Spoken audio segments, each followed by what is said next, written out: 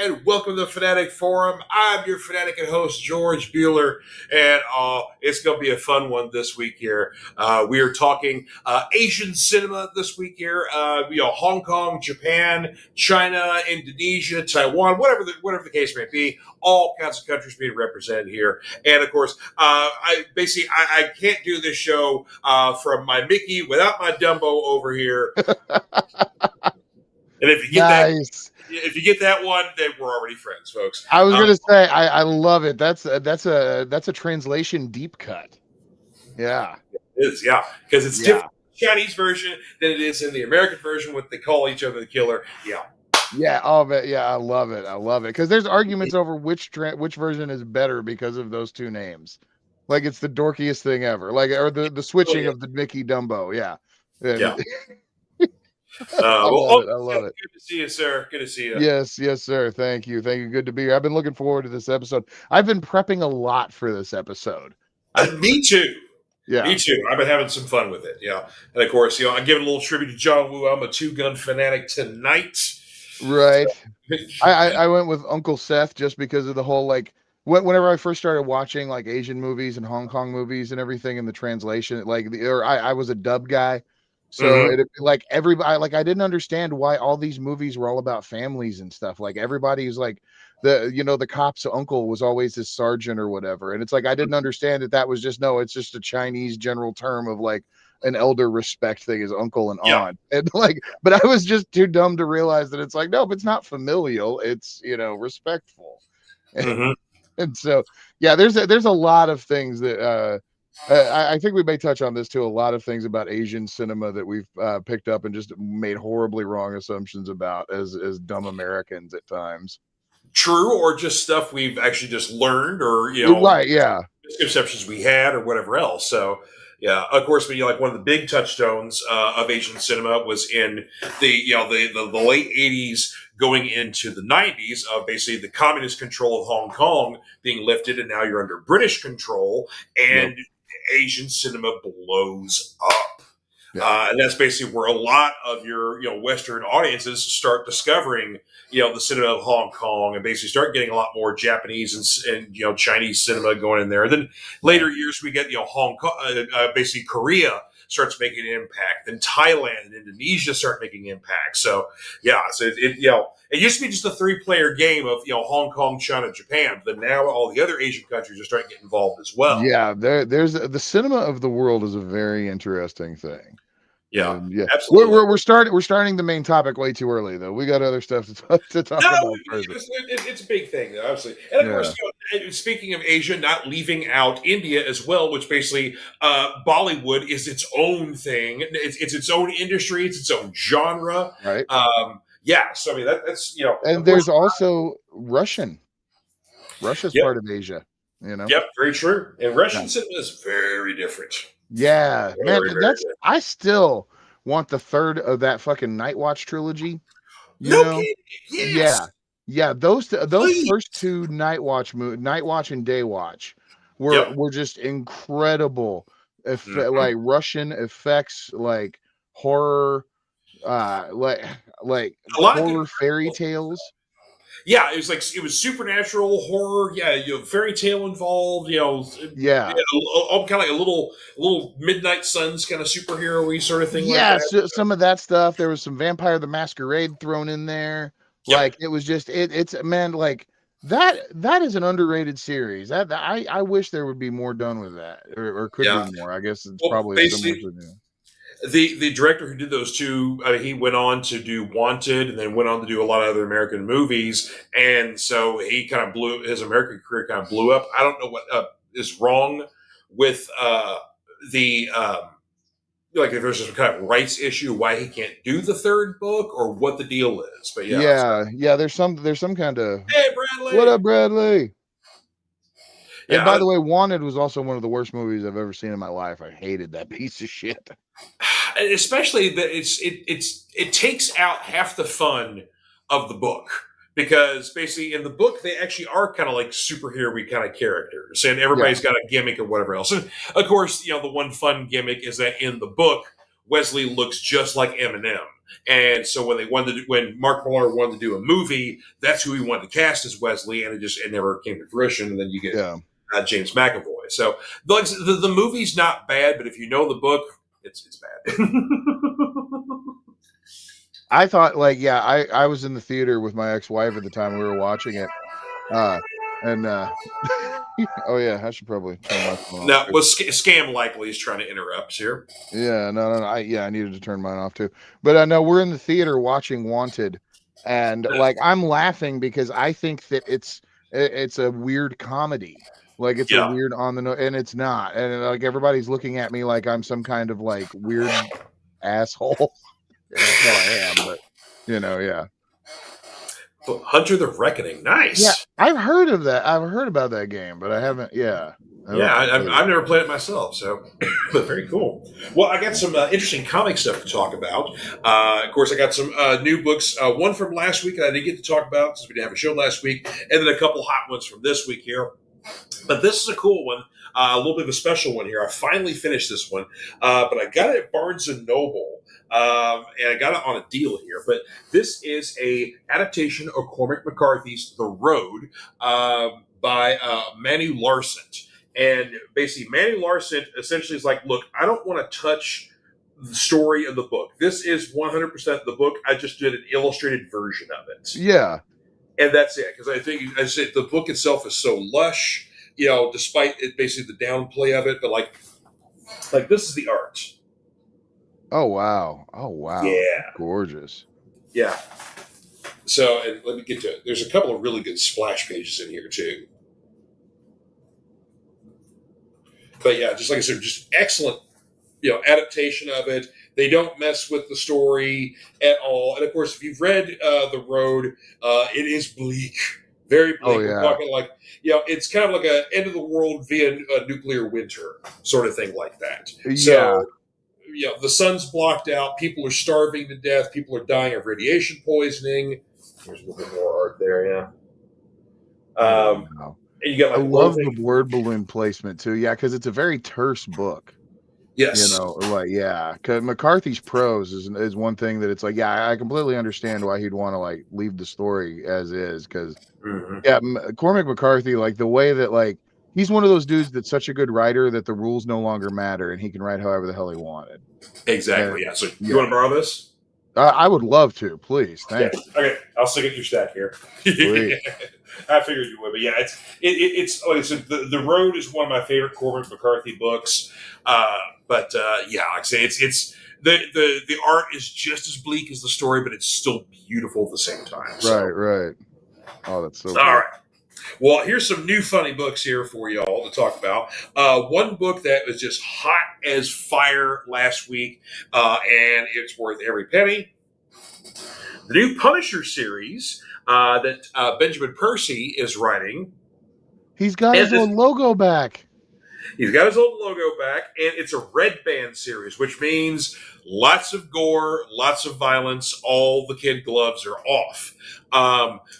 Frank's back. We don't know necessarily how because the last time we saw Frank, he was being lured by the Hand to be their beast, their general. And in doing so, he changed his logo. They resurrected his wife. All sorts of things to manipulate him and whatever else. Well, then as that story ends, Frank ditches them, defeats the Hand, and then he kind of dies, but reawakens in this kind of barren wasteland world, and there's all these children that are without their parents. So basically, Frank is kind of protector of the kids. He's the Mel Gibson from Thunderdome. Pretty much, yeah. Basically, he's gonna lead the kids, to hopefully a safe spot. Maybe they find their parents, maybe whatever else. And he just calls them. He doesn't refer to himself to the children as the Punisher. He just my name's Frank. And that's how the storyline ends. Well, then this one picks back up. Frank doesn't remember who he is. He just remembers the mission. He remembers how to use a lot of weapons. And then you find out at the end of this one a nice little, nice little kind of cliffhanger, whatever else, that someone is actually manipulating Frank. Perhaps basically using him like he's essentially some kind of puppet. It's all right, time to activate. crazy white guy with guns. Bing, and let's go take him after that. So the person doing that is trying to do their own kind of good thing, but they're still not entirely good. Right. So yeah. But yeah, a very interesting start to this one here. So yeah, so Frank's got amnesia. Somebody's pulling the strings here, but we still got to figure out. I guess that's the thing. Are they even going to address the Jason Aaron run? There's been times in the past, like if you remember in the 90s, they killed off Frank, and then they did like that 4-issue Bernie Wrightson series where he was an angel, and then basically basically that series got canceled, and then about a couple years later, Garth Ennis and Steve Dillon bring him back with the Welcome Back Frank storyline, and it's just good old Frank blowing up gangsters. No reference to how Frank has been. No, there was, and Welcome Back Frank. He did mention it. He did mention dying. Oh, really? Yeah, it's in the very first part. Like it's like a throwaway line almost, but he talks about dying and fighting angels and demons, and then he's not sure how he came back. Yeah, they basically just say fuck it, it doesn't matter. Okay. Like, okay. It's whatever. Yeah, okay. All right. Well, that's good. Okay, I forgot about that. Well, so far in the Ben Percy run, none of that's happened yet. So Bradley's excited, guys. Yeah, I'm just like. I always hated the idea that they changed his logo, like for the political reasons, and it was like it just. Well, see, here's the thing: it's like they did it, yes, in that sort of way that basically people kept appropriating the skull logo, like, oh, I'm a badass, something like that, not understanding who the character is or what the character is. Right. Like that. But also at the same time, with him joining the Hand, that's the symbol of the beast. So it looks similar to the Punisher skull, but it makes sense if that's what they're trying to turn it into, that's the logo they're using. And like I said, they did it for that storyline, and then he's back to original duds and whatever else. Even when they did the replacement Punisher, the Joe whatever his face is, that was part of like a Special Forces SHIELD member, and the suit he was wearing, when it like lights up or something like that, it charges up or something, it has like a skull kind of logo. So people were mistaking him for the Punisher, and you had that going on. So, but it wasn't so much like, they were like, okay, we kind of want to do so. I think basically the changing of the logo, and everybody just latched onto it and said, oh, it's just for political reasons. Okay, there was a good storyline behind it. That's the reason why they did it. There were some political reasons, but also we did this thing to kind of wipe that slate clean a little bit. We, Punisher's gone for maybe about a year, close to 2 years, and then we bring him back with a new storyline, and everybody's happy. Okay, all right. So, initially, it may have been, there may have been some reasoning because of like people appropriating the logo, and people still do that, but right, yeah. But it's like I was looking at it more of like the Calvin pissing on everything sticker. Yeah. Like Bill Watterson never wanted that, but it's like the people that know Calvin and Hobbes know that that's not Bill Watterson's thing. That's just, and it's like I always felt like the Punisher logo was like the people that know comics like know that it's like not like the Punisher's not a dude you want to emulate, like. That's always kind of the thing that Punisher fans know this, but people who aren't familiar with the character, don't get it. It's that the Punisher's an interesting character. We like the action and the bloodshed and stuff like that. But we also know that Frank's not a hero. Yeah. Frank's basically psychotic with a lot of post-traumatic stress disorder that's never been addressed in basically the 40 years the character's been around. Yeah. So we're actually close to 50 years. Holy shit. Yeah, close to 50 years. So for as long as he's been around, so it's kind of that dichotomy of the character. It's like, he's interesting, but we also know he's not a good guy. But also Frank knows he's not a good guy either. Yeah, and it's like I don't feel like anybody has ever like portrayed him in a glorifying manner either, because it's like the 80s run.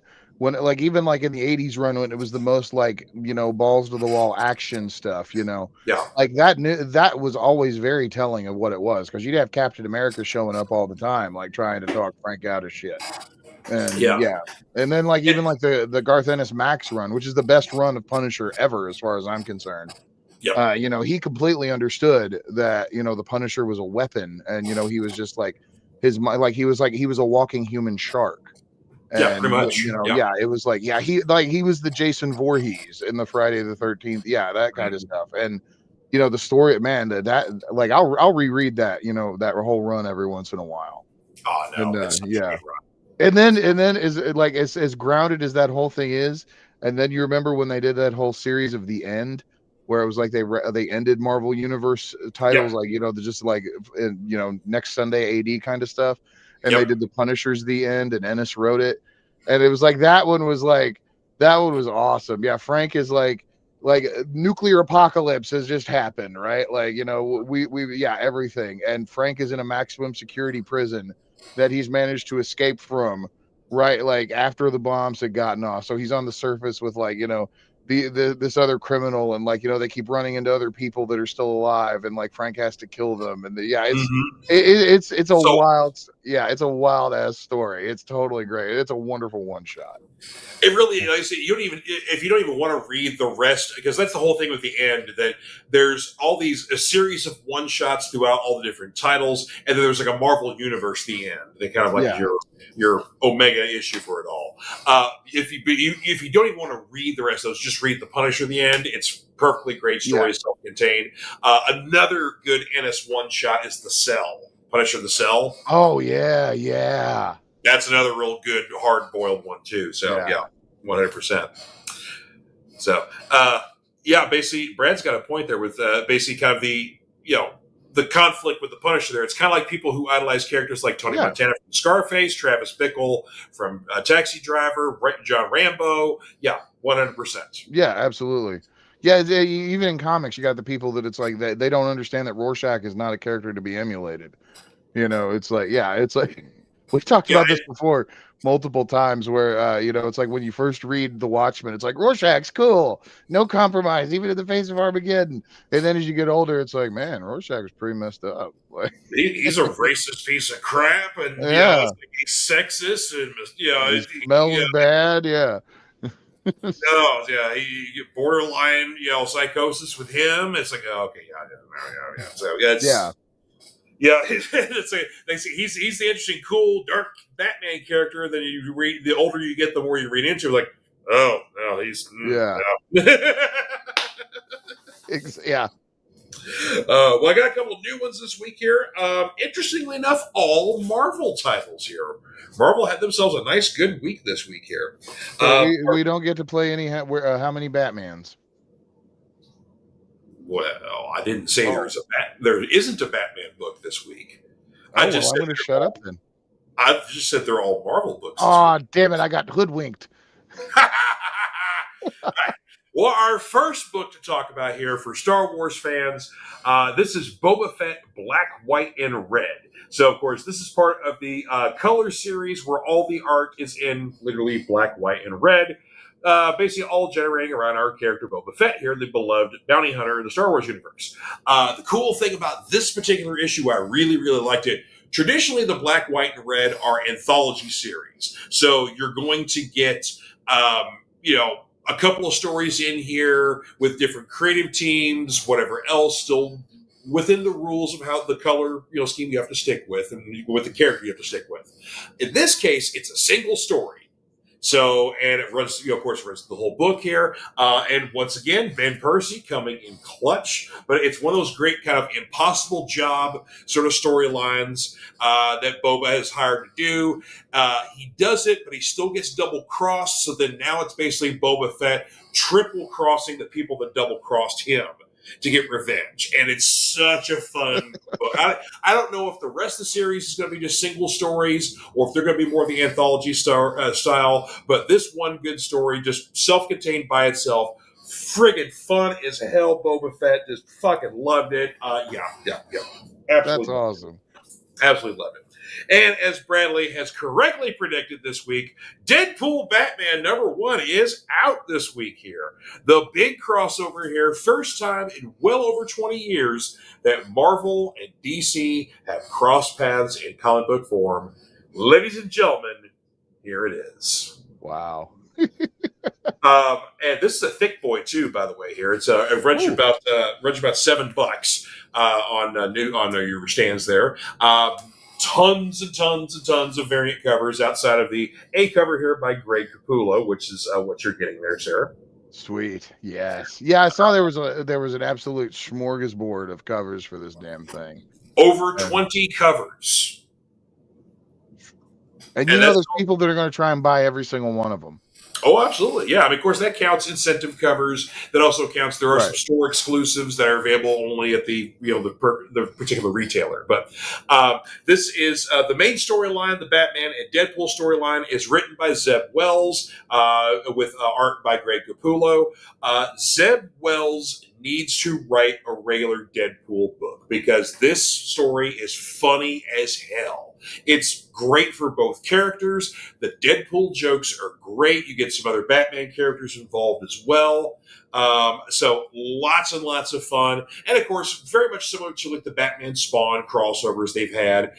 They leave it kind of open-ended because in November, we're getting the DC side of this Batman Deadpool, where the Batman storyline, the Batman Deadpool storyline is written by Grant friggin' Morrison. Yes. Yeah, I don't know if it's going to connect to the storyline, whatever else, but yeah, I'm looking very forward to that. But in addition to the Deadpool Batman story, you also get Captain America and Wonder Woman, Crypto and Jeff the Land Shark, Green Lantern and Daredevil and Green Arrow teaming up. Okay. And the one crossover that isn't quite all that great because it's Frank Miller, and I'm sorry, Frank Miller in 2025 is not what it used to be. It is Old Man Logan versus the Batman Dark Knight Returns. So two old men going at each other. Right.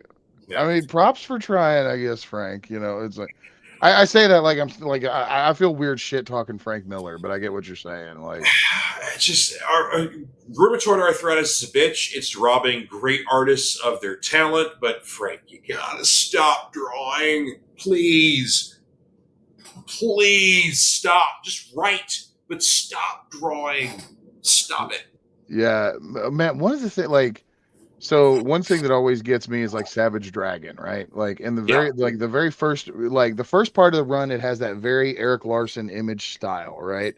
Like, because it's like, and when I say that, like when I say you like the early '90s image, like you can just kind of like think, you know, a lot of like speed lines and like, you know, hyper detail. Like they all kind of wanted to be Jim Lee just a little bit with the level of detail, you know, and all that shit. But now, like looking at Savage Dragon and Eric Larson's style, like he thinks he is better than what he was back in the day, and I see it, and I'm like, I can tell you're enjoying yourself. It is. I do not necessarily think the artwork in the back end of the series is better. The storytelling, I will say, it's significant. I will always say Savage Dragon has always been consistently entertaining as a story, but the artwork has never been. I mean, it more power to Eric Larson to do it in more of a cartoony style because I actually like that. You know, like because I'm a huge Mike Allred fan too. Yeah. And yeah, so it's like I kind of dig that even like surreal kind of artwork in comics, but oh yeah, absolutely. Yeah, but just the idea that it's like, nah, your older stuff was, I think, technically better. Yeah. Yeah, I agree. And Frank's the same way. Yeah, it's like, yeah. Oh, and speaking of surreal artwork, you need to check out, get online and check out the Absolute Martian Manhunter 6-issue series. You want to talk about some nice, weird, surreal artwork? Yeah, that's where it's at. So Bradley's saying, yeah, after years of crossovers from the 90s, Marvel and DC are at it again. Yeah, like I said, well over 20 years is the last time Marvel and DC have done any kind of crossover. I kind of like, though, that they're doing this like sporadically because each one is always super special, right? Like, what was the last one? JLA Avengers, or was it? Yep. Okay, yep.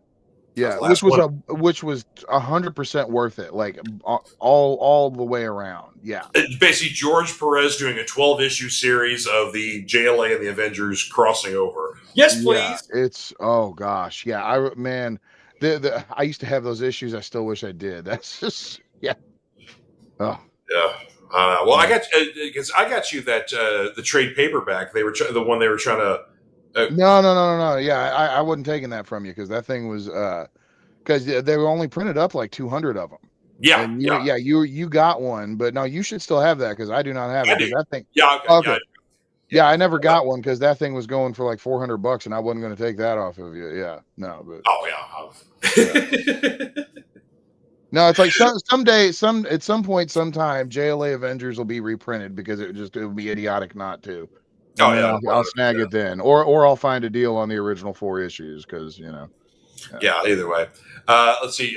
Brad's got a question here. Says, honestly, I wish they do a Deadpool or logo Deadpool crossover because that makes more sense character-wise. Well, the whole kind of thing is, though, you basically would have two characters that basically kind of do the exact same thing. So that's kind of why Yeah. you want to get like some opposite characters or characters that would complement each other better. But basically, with Lobo and Deadpool, you basically get two guys that are going to have the exact same shtick. So And while yeah, go ahead, sir. Go ahead. yeah, or I was gonna say, and as a giant Lobo fan myself, we got to get used to a lot of disappointment regarding the main man because no one ever really seems to get him. Like in very rare instances. I'm hoping that in Supergirl, the movie, Jason Momoa will really kind of. I got the feeling he kind of gets Lobo. I get that feeling, but Basically, let's put it this way: Lobo is the character that he's like, when DC was approaching him about doing, getting in there, he like that's the character he wanted to do before Aquaman. And like, no, we're gonna make you Aquaman. It's like, okay, whatever. Gotta be Deadpool. It gotta be Lobo later on. So then he finally gets his wish. So this is the one he wanted to actually want to do. yeah.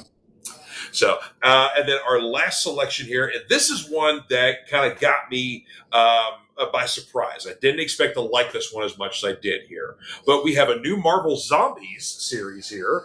This one written by David Parker. Greg Land does the art on this cover here. But also, this is another Red Band series, and they make great use of the gore and the blood in this one. This is a very, very bloody issue. So that's really cool about it. But the storyline is really awesome because it's taken a new. So it's not like basically spinning off of the Robert Kirkman stuff or any of the further series that have gone on from there. It's kind of doing a new thing with it. Right.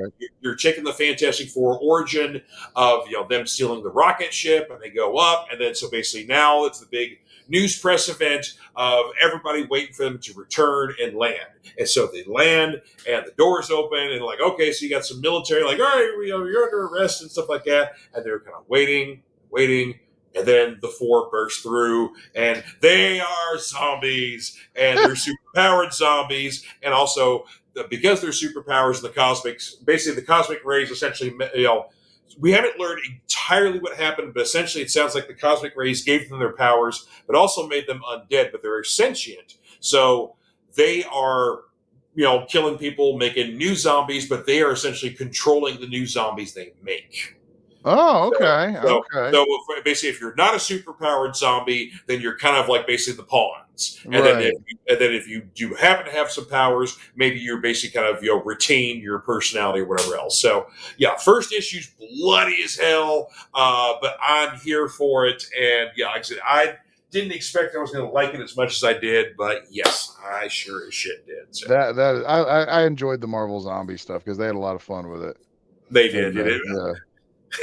I'm laughing because our brother V is in the house. And yes, you did miss a Batman book, Deadpool and Batman. Yep, you sure did. Yep. And see, and I pulled a fast one on Seth because I said, "Oh, hey, all our books this week are all Marvel books." And it's like, "Oh, we don't get to guess how many Batman books we have this week." It's like, well, I didn't say we didn't have a Batman book this week. Yeah. I got God. I'm super excited that I get that tomorrow because I've been holding off on trying to check it out online. Yeah, he should have known. Yep. Good to see. Bradley nailed it. Yep, he sure did. So, see. Alrighty. So yeah, as far as I know, this is kind of like, it seems like it's kind of a reboot, Bradley. It's definitely not a sequel to the previous Marvel Zombie series that have gone on. So it seems like it's a brand new thing here. So, but yeah, I'm digging it. So we almost sold out of it. I think we still got a few copies left of it, but yeah, I'm digging it so far. Nice. All right. Well, are you ready for the topic du jour? I am. Moxley, yeah, he has his new toy. I got him one of those plushy lamb chop deals. And so yeah, Oh, he's enjoying mauling her to death and getting her filthy because I didn't think about a white plush toy on a hardwood floor either. Yeah. He's saying hi. what's up, Boxer Boy? I'll get to see you tomorrow because, of course, Yes. we're going to be over at Manhammer Manor for double pay per views. Yes, AEW's All Out and WrestlePalooza. Man, I'm super excited after Dynamite for All Out. Like They they did a really good really job pushing it. Yeah. yeah. Yeah, and Yeah. the countdown show should be on tonight too. Yeah. Actually, they did the countdown show after they did the 3 hour Dynamite. Oh, Yeah. okay. So basically, you had 4 hours of AEW programming on Wednesday nights, and that's all until basically until Saturday. So Yeah. Okay. the interesting thing, though, is like they're definitely going because basically, of course, they're kind of butthurt that WWE is counter programming them with WrestlePalooza being on at 8 o'clock that night. I think like the pre-show may start at 7 or something like that. Yeah, something like that. So yeah, and so AEW is obviously butthurt about that. So you know that AEW is going to go long to try to screw with basically people going Yeah. over to WrestlePalooza. So there's some point in the evening we're going to have to make a decision or be able to flip back and forth. Like if we have two stable sources, then flip back and forth between them. Oh yeah, yeah, no. We might have to, yeah, we might be able to do something. We might have to flip back and forth between channels too. Yeah, But yeah. But no, I definitely want to see the Mox Darby Allen coffin match. yeah, Like that's it, yeah. But yeah. anyway. So yeah, so yeah, lots of good wrestling on Saturday. So looking forward to that. All right. So would you like to start the movie off with us, or do you want me to start, or how you No, want to? I'll go for it. So yeah, we were talking. We got a shitload of movies here to Yes, we talk do. about tonight. We got a Yeah, because shitload of movies here because George we are asked how talking tonight about Asian cinema, part of our Asian fanatic. cinema. Yes, our fanatic Yeah, favorite series here. So yeah, yeah. And I got the old stack here, and of course these are going to be in no particular order of anything. And it's like we're gonna like and breaking it down into genres. Like I'm more of like an 80s 90s Hong Kong action fan. yeah. And with like kung fu movies thrown in there as well sporadically through there. Not a big fan of the wuxia films, which are more like swordplay movies, Mm-hmm. those kind of deals. But all right, I'm just making sure you're not eating her. No, it's like sometimes if he gets real quiet and he doesn't run around, yeah, he's Yeah, you looking yeah, guilty. yeah, I'm not doing nothing. I'm Hunter. But yeah, the wuxia films just aren't really my bag. But the kung fu stuff, like that's really where it starts to get me. And then like the Hong Kong action, the heroic bloodshed, those kind of deals. Mm-hmm. Yeah, But totally. yeah, it's like uh, I wasn't real. I mean, I obviously watched Bruce Lee movies, as a kid. Like I remember like there was that black boxed VHS set that Oh yeah, it had Chinese Connection, Fist of Fury. Or it was Chinese Connection then. Now that's the racist title. I'm sorry. It's the Big Boss now. yeah, the Uh, big balls. Yeah, yeah, Big Boss, Fist of Fury, Game of Death, and Way of the yeah, Dragon. dragon. No, this was not Enter the Dragon. I did not see Enter the Dragon yet. It was Oh, Way of the that's Dragon. right. Way the Yeah, dragon. 'cause that was the one that had the fight with Bruce Lee and Chuck Norris in the Roman Coliseum, Yep. and that was badass. Yes, it And was. Yeah. yeah, and I say that I'm not even a big Bruce Lee fan, honestly. But those movies were my first exposure to it and everything. But then, of course, like Jackie Chan blows up in the '90s, and I don't Mm-hmm. even know who Jackie Chan is at the time. And then your cousin calls me one day, and he's like, "My mom's going to take me to see Rumble in the Bronx. You want to go see it?" And I'm like, "What's Rumble in the Bronx?" Like I hadn't heard anything about this, and he's like, "It's this guy Jackie Chan." And he explains it to me, and I'm like, "Okay, I'm in." Yeah. So we go, and it's like, yeah, I mean, it's my first Jackie Chan movie, and it's friggin' amazing. I Just know. to see the stunt work and all that stuff. And I've got a couple of Jackie Chans in here, and not Rumble in the Bronx to start with, but we're gonna start with probably his his his his. There's different levels of Jackie Chan, like you got earlier, but the Jackie Chan classics, Police Mm. Story 1 and 2. Oh, there Yeah. you Now, technically, these are also I would categorize these as heroic bloodshed films. go. Okay. Because in the original Police Story, Jackie Chan is like, he realizes like his character does something that he realizes he becomes wanted by the cops by Yeah. his actions. And so it's like he knows that he has to take down the bad guy and that he's going to jail afterwards. The opening of the second one retcons this and makes it into more of a Jackie Chan movie. Hmm. But these two are great Jackie Chan to start with, because you got the stunts, you got the comedy, you got a serious plot line that nails it down into. And yeah, it's like it is a duology. They make a really good story for a Hong Kong film, and not all Hong Kong films have great stories either. I ain't gonna lie about that. Oh yeah, very true. Uh, Yeah, yeah, it's in Police Story 3 is Super Cop in America, right? yes, yeah, Okay, and yeah, that one is almost like a totally different movie too, because it's still yeah, the same completely different. character. But yeah, Michelle Yeoh, that's one of her breakout performances from China. Hmm. That one's more of like the bombastic, explosive kind of movie. Yeah, Like, because you got to remember too, like cinema of the world feeds off each other. So it's like what the artists are watching, what American artists who make movies are watching is stuff like Asian cinema, like Japanese, Chinese stuff, seeing what works right. there and stealing it. Italians are watching us, and taking our movies. And this is generally like over the course of movies. We all borrow from each other and shit. Yep, one So hundred it's like, percent. yeah, Super Cop was more of like the Die Hard with a Vengeance kind of like, explosive effects driven movie. Right. Yeah. But still had plenty of Hong Kong action in it and everything. And yeah. Yeah. Well, Yeah, great. Yeah. I'm glad you got some Jackie Chan on there because I was basically doing all these, picking, the move my, flicks on here and trying to be a little on the diverse side. I mean, not I got more action than anything, but I try to have a little bit of diversity in here. But I realized, like, I don't have a single Jackie Chan movie in here. See, I had to actually cull Jackie Chan or cull some Jackie Chan out of my picks, because there are actually still two more Jackie Chan movies in my stack here. Chow Nice. Yun Fat Nice. is the only guy that has more. Uh, Yeah, I say I got a lot of Cheyenne Fat love in this one here, but yeah. my first because I put all my movies in chronological order just because that's me. Right, right, But right. I got to go with basically kind of the movie that really started it all for Americans discovering Asian cinema and the glory of it. That is, we got to go with the master Akira Kurosawa's 1954 classic Seven Ooh. Samurai. Yes, the blueprint of every action movie to come after. And I say that with no hyperbole. That this, Mm-mm. yeah, yeah, Yep. Kurosawa invented the action film. Yep. And at 3 hours long makes it an epic. Oh, yeah. And it's one of those like no matter how many times I see it, and of course, I've got the lovely Criterion Edition copy that you provided for me many moons ago. And it's just like it's a movie that never gets old, and it doesn't seem like it flows so well, so beautiful that it doesn't feel like a 3 hour movie. Yeah, it's the shortest 3 hours you'll ever sit through. And it's Yeah. like it's the each one of the seven samurai are fleshed out. Like who Mhm.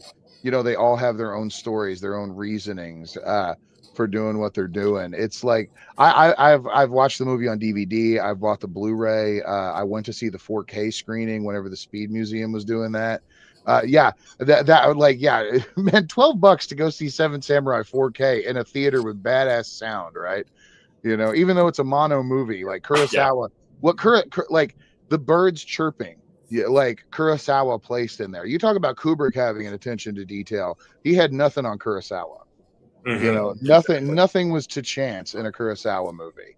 Yeah, and And as much as I love Seven Samurai, it's almost not even my favorite Kurosawa film. I love Ron, which is basically his yeah, adaptation of Henry V.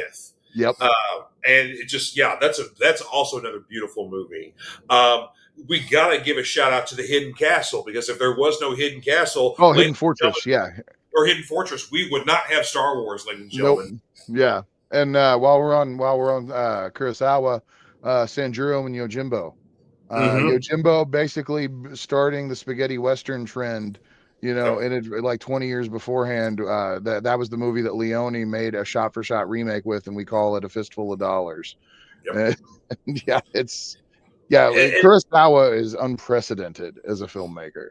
And it's so funny because like Seven Samurai, of course, more famously in the States was the Magnificent Seven. Yep. And that's been remade a couple of times. But just the archetype of the ragtag band of misfits that have to kind of they don't normally work together in the real world, but in this case they have to get the job done, to save the person and beat the bad guy and whatever else.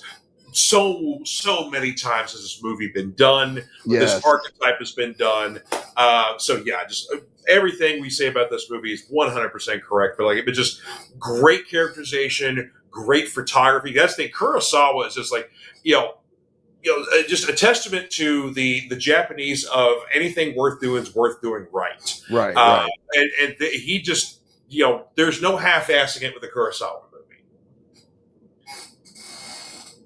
Sorry. What, I was gonna say, what is going on? No, it's like I don't want him to start chewing it up. Like, so he's lost it for a minute until he can calm down. Yeah, And, okay. yeah. Bradley says that doesn't watch a lot of Asian movies, but when he do, likes watching either horror or action genre. Oh yeah, Bloody Muscle Bodybuilder in Hell. That's a crazy one. Yep, that is a Bloody Muscle Bodybuilder from in Hell is a insane horror comedy. Basically, it's like Evil Dead with even less of a budget. Oh damn. Yeah. But yeah, Evil Dead, Japanese. The main character is a bodybuilder, but yeah, less of a budget, but still inventive with the effects and what they do with it. But yeah, it's insane. Good pick, Brad. That's a good one, man. Of course, the OG Godzilla and Gamera on Tubi. Yes, yeah. We've said this before, like.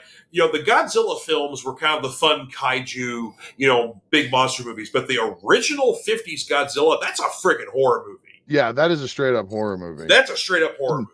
Yeah. And I will also suggest the Gamera movies now, the original, the OG ones, like they're okay, but they're knockoff kaiju movies, But like the 90s trilogy of Gamera is peak kaiju cinema.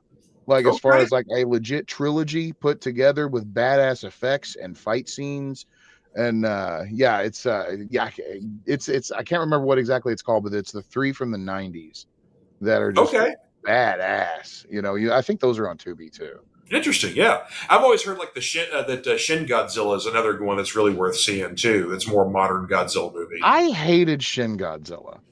Okay, yeah, to me it was too much of like. Godzilla was, yes, he was a force of nature again, but like it was too much about the meetings, like about what to do about Godzilla than it was about Godzilla to me. And it's like apparently that was the point of the movie. But if I'm there to see a Godzilla movie, I want to see Godzilla wreck shit. Yeah, you don't want to see people in a boardroom talk about how we're going to destroy. Yeah. Oh God. Okay, now, never mind. Godzilla -1, one of the best fucking movies I've ever seen.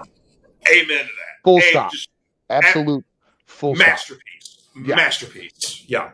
Yeah. Yeah. It's such a complimentary, despite the fact that they're decades apart, such a complimentary movie to the 50s Godzilla. Yeah. Whether you're seeing it in the black and white version or in the color version, I always recommend watching the original subtitled because the performance, like I'm kind of a lazy American. If I don't mind subtitles, but there's times, especially in like an action or a martial arts movie, I'd rather just watch the dubbed version. Right. So you can pay attention to the action, not pay attention to reading. Yeah, I'm the same way. I'm a dub boy. I ain't gonna lie.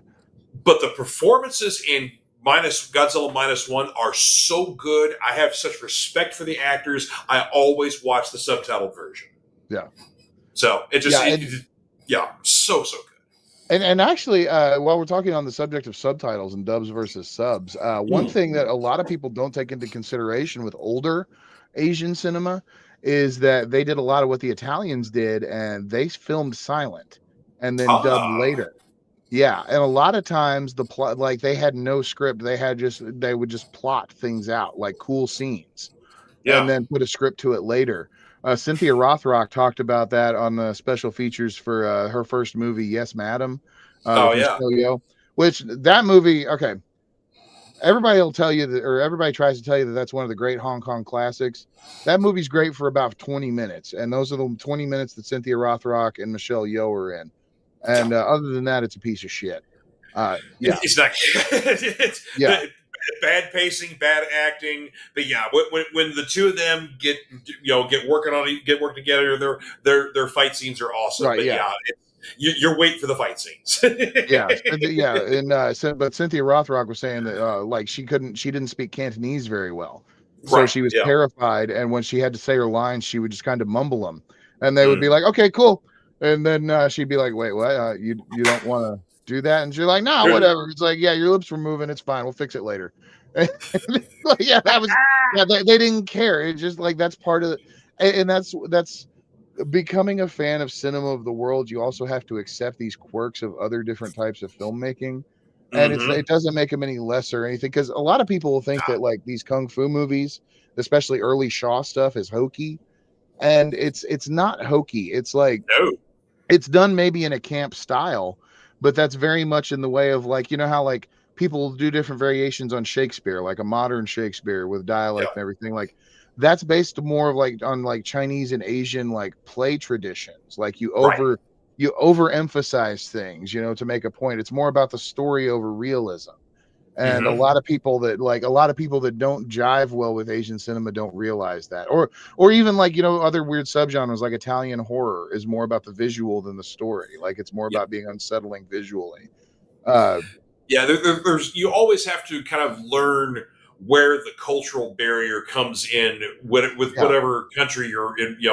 You're watching their cinema from, because like yeah, everybody's going to have their differences. It's not just the language barrier, there's some cultural barriers too. And so that's why you get like a lot of Asian horror movies, like demons all have ghosts all have a similar look to it, because it's more of a traditional look for them, as for versus what we would have on things. Or like yeah, like a Romanian, Western vampire versus an Asian vampire. Basically, what they hop.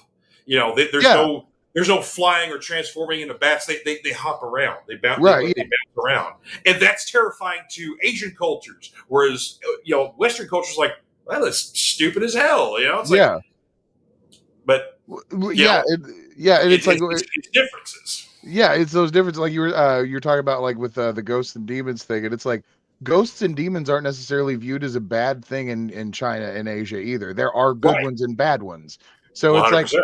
I imagine like a movie like, something like Paranormal Activity. If someone didn't realize that it was supposed to be a horror movie and they're watching it there, they're just like, okay, the ghost just been bumping some shit around, like big whoop, like, Yeah, like who cares?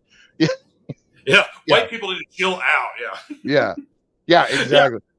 Or like we're like in Asian cultures, primarily, dragons are the biggest difference between Asian and Western. Like in Western cultures, we always view them as monsters and something that would terrify people. And in Yeah, Asian cultures, they're like spiritual guides and yeah, friends and heroes and whatnot. I mean, again, there are some bad dragons out there, but for the most part, dragons are celebrated in Asian right. cultures. There's still bad dragons out there, and that's not a website that you want to Google if you want to manage to.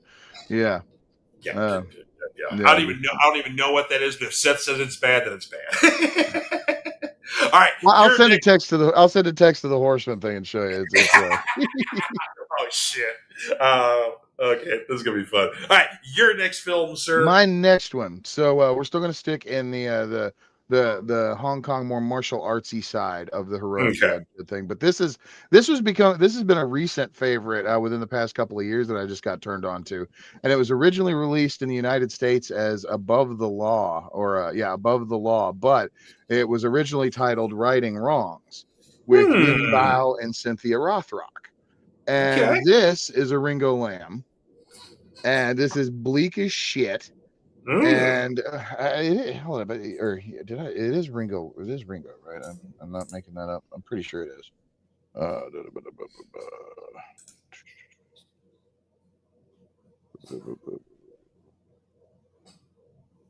Oh, it basically to give us a little bit oh, of background. Sorry, on when I was talking about the Japanese vampires.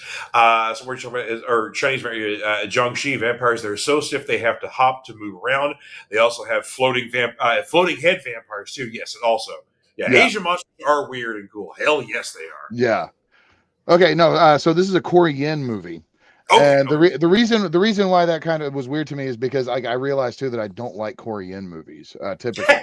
That he was the guy that directed Yes Madam and Yeah. made it into a weird comedy. But no, Righting Wrongs though, I will totally put on point because it is a heroic bloodshed martial arts film.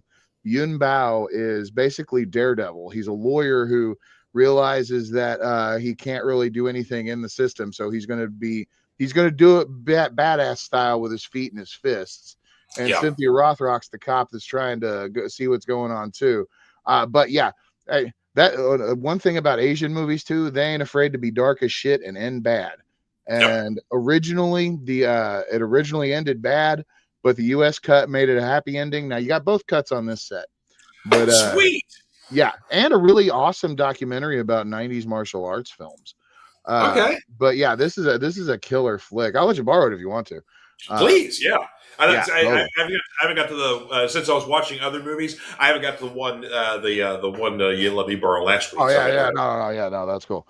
But yeah, no. yeah. So Righting Wrongs is that one too. Yeah, probably Cynthia Rothrock's best movie in my Nice. opinion.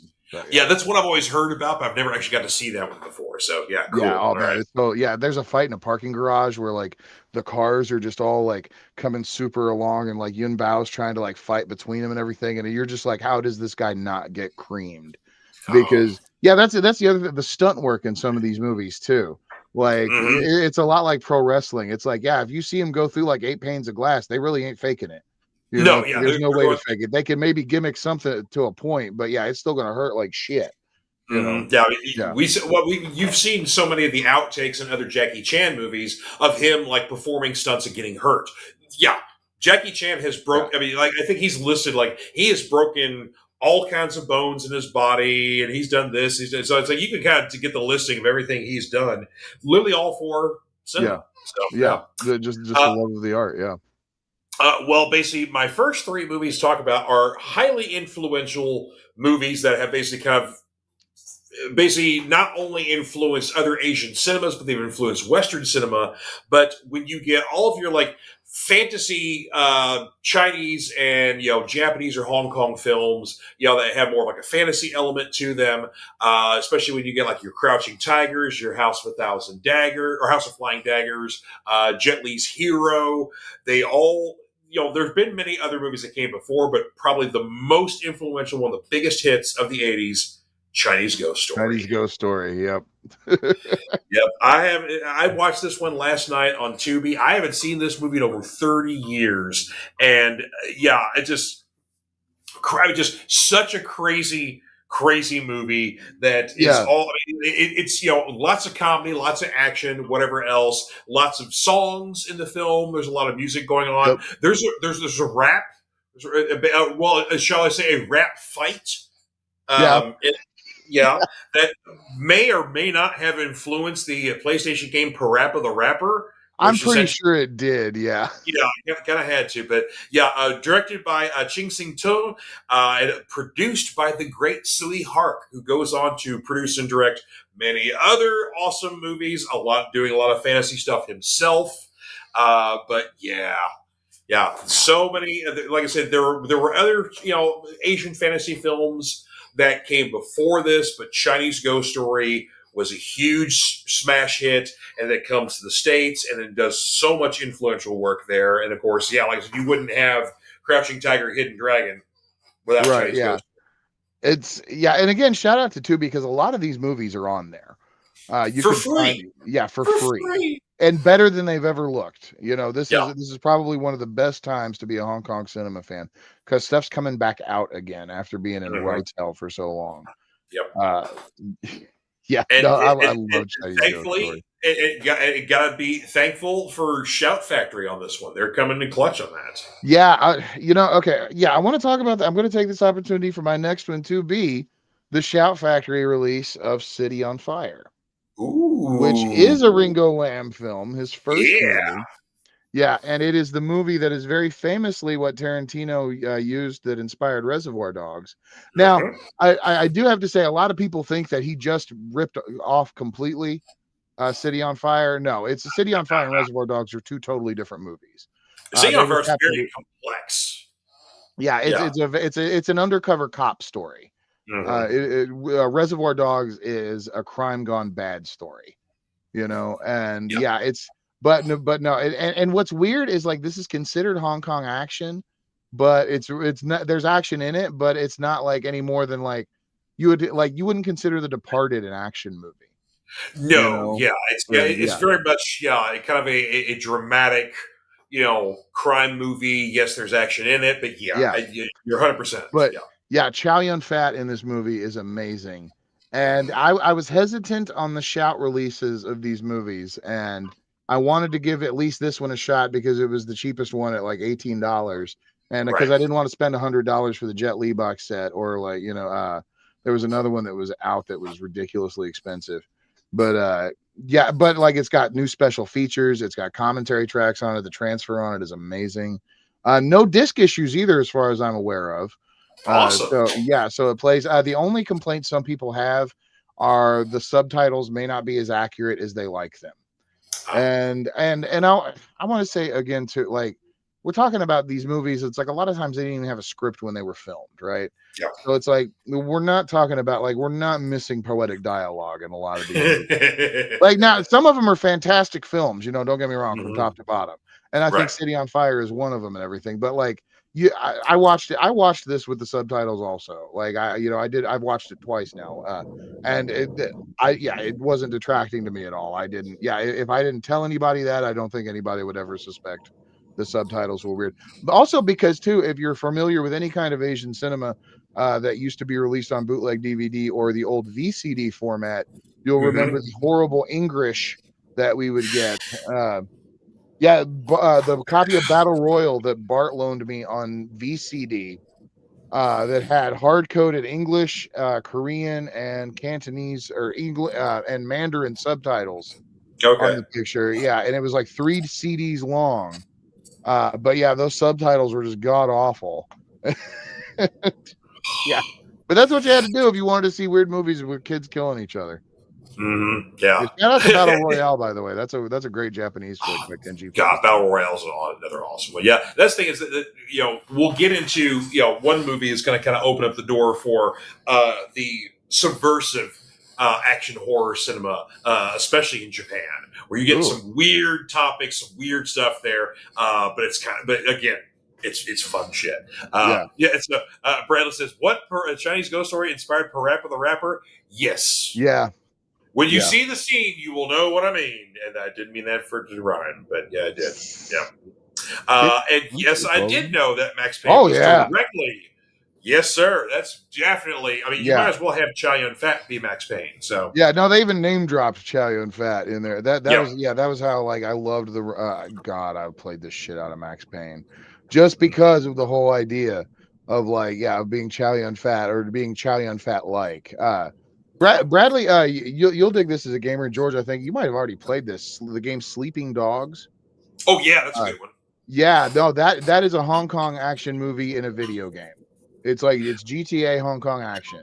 Like, yeah, Well, I then, love it. Yeah, and it's on sale do, all the time. You can get it for less than $3. do you remember Stranglehold? Yes, I do remember Stranglehold. Was not Because as Strangle, polished as Sleeping Dogs, yes, but no, Sleeping Stranglehold Dogs was is Yeah, Sleeping Dogs is a better game, but Stranglehold is a game that is directed by John Woo. yeah, So it literally supposedly is the Hong Kong cinema video game. But yeah, yes, Sleeping Dogs is a much better execution game. Yeah, exactly. yeah, but Well, since we're talking about Johnson, we're talking about Cheyenne Fat. My next movie, and again, another extremely highly influential film, we got to talk about 1989's The ooh, Killer. I'm glad you brought that one up because that was a hard pick over another one, and I think you'll know the other iconic. Oh, well, Yeah. because we could talk about that one together.